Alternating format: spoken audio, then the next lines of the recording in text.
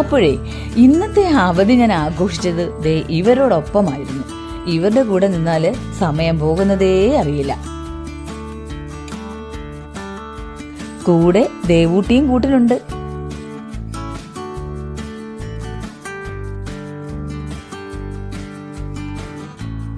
ദേ ചട്ടികളിലൊക്കെ മണ്ണൊക്കെ താഴ്ന്നിട്ടുണ്ട്. അല്പം വളപ്രയോഗമൊക്കെ നടത്താനുള്ള സമയവുമായി. അപ്പോൾ അവർക്ക് കൊടുക്കാനുള്ള സൂപ്പർ കരിയില കമ്പോസ്റ്റ് ദേ ഇവിടുണ്ട്. ഇതൊക്കെ മാന്തിയെടുക്കലാണ് പരിപാടി.